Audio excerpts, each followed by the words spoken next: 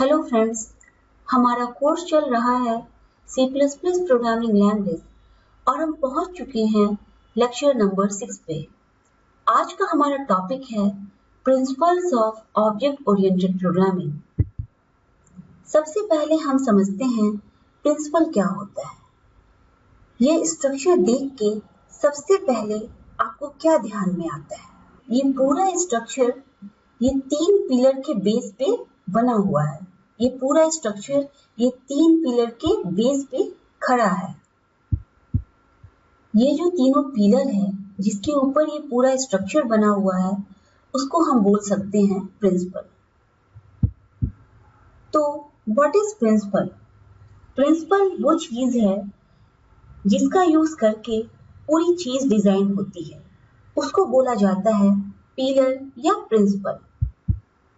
There are 4 pillars of object-oriented programming. Object-oriented programming के 4 pillars हैं, जैसे कि abstraction, encapsulation, inheritance, polymorphism. इस डायग्राम को देखकर आप समझ सकते हैं पूरा object-oriented programming 4 principles पे बना हुआ है। ये 4 प्रिंसिपल्स का एक्चुअल यूज हमें अच्छे से आना चाहिए। तो स्टार्ट करते हैं। सबसे पहले मैं आपको बताती हूँ अबाउट डेटा एब्स्ट्रैक्शन।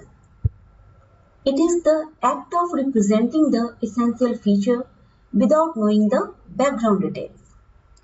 कहने का मतलब है एब्स्ट्रैक्शन वो तरीका है, वो मेथड है जिससे कि हम यूजर्स को उतनी ही इंफॉर्मेशन दिखा सकते हैं जितनी उसको जरूरत है, और उस इंफॉर्मेशन को हमने कैसे प्रोसेस किया है उसकी पूरी डिटेलिंग को हम हाइड कर सकते हैं।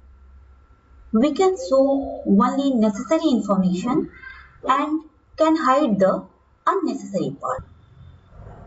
कोई भी चीज कितनी भी कॉम्प्लेक्स क्यों ना हो, हम उसको कॉम्प्लेक्स तरीके से देखना नहीं चाहते। Let's try to understand it by taking an example of a TV. TV के अंदर का जो पूरा मैकेनिज्म है, पूरा डिजाइन है, सर्किट है, वो काफी कॉम्प्लेक्स होता है। अगर आप एक यूजर हैं तो आपको रिमोट, टीवी का जो रिमोट होता है वो काफी इजी बना के दिया जाता है। टीवी का जो आगे का पैनल होता है वो भी काफी इजी बना के रखा जाता है। कहने का मतलब है टीवी का बाहर का जो डिजाइन होता है उसको काफी सिंपल रखा जाता है। इसी कंसेप्ट को कहते हैं एब्स्ट्रैक्शन। इंटरनल डिजाइन काफी कॉम्प्लेक्स होता है, बाहर का डिजाइन सिंपल रखा जाता है ताकि यूजर आसानी से हैंडल कर सके। होप सो आपको first principle that is abstraction clear हो गया होगा। अब देखते हैं next principal that is encapsulation. Encapsulation इस वर्ड को हम ध्यान से देखें तो देखेंगे यहाँ पर एक वर्ड है कैप्सूल। कैप्सूल का यूज क्या होता है?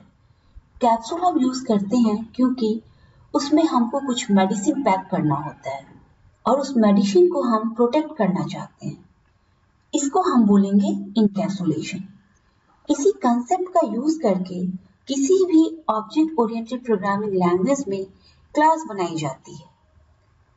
किसी भी ऑब्जेक्ट ओरिएंटेड प्रोग्रामिंग लैंग्वेज में सबसे पहले आप सीखोगे क्लास। सबसे पहले आप एक क्लास बनाओगे। क्लास के अंदर आप बनाओगे डेटा प्लस आप बनाओगे मेथड, और ये जो मेथड है इसी डेटा का यूज करके काम करेगा। इसी चीज को बोला जाता है इनकैप्सुलेशन। अब देखते हैं क्लास का डेफिनेशन। क्लास क्या है? Class is a combination of data and method that work on that data. Data encapsulation हम क्लास के जरिए इंप्लीमेंट कर सकते हैं।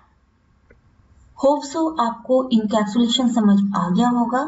Encapsulation means wrapping up data and method together into a single unit. अब देखते हैं next principle that is inheritance.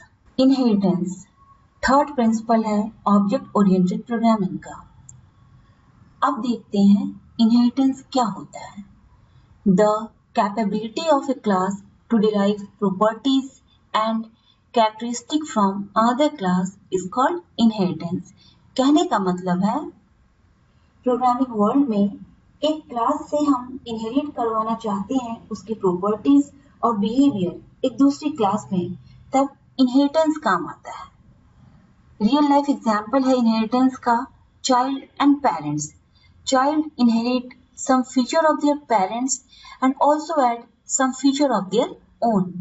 Child parents का कुछ फीचर इनहेरिट करता है और उसका अपना भी कुछ फीचर होता है।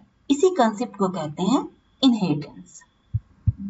इनहेरिटेंस कैसे यूज करते हैं और क्या लिखना पड़ता है इसके लिए कैसा प्रोग्रामिंग होता है, ये सब मैं आपको आने वाले क्लास में बताऊंगी। फिलहाल आप इसकी थ्योरेटिकल नॉलेज गेन कर लो, ठीक है। अब देखते हैं नेक्स्ट प्रिंसिपल। नेक्स्ट प्रिंसिपल है polymorphism. Polymorphism is derived from two Greek words poly and morphs. The word poly means many and morphs means forms. So polymorphism means many form. एक ही चीज के अगर एक से ज्यादा फॉर्म को सपोर्ट करती है तो उसको हम बोलेंगे polymorphism. Overloading and overriding are two types of polymorphism. Polymorphism के दो टाइप हैं, एक है ओवरलोडिंग और एक है ओवरराइडिंग। ओवरलोडिंग स्टैटिक पॉलीमॉर्फिज्म है, ओवरराइडिंग डायनेमिक पॉलीमॉर्फिज्म है। इसको हम बाद में देखेंगे डिटेल में। होप सो यहाँ तक आपको क्लियर हो गया होगा। नेक्स्ट क्लास में हम ऑब्जेक्ट ओरिएंटेड प्रोग्रामिंग के सारे प्रिंसिपल को एक एक करके डिटेल में डिस्कस करेंगे। That's all for today. Thank you.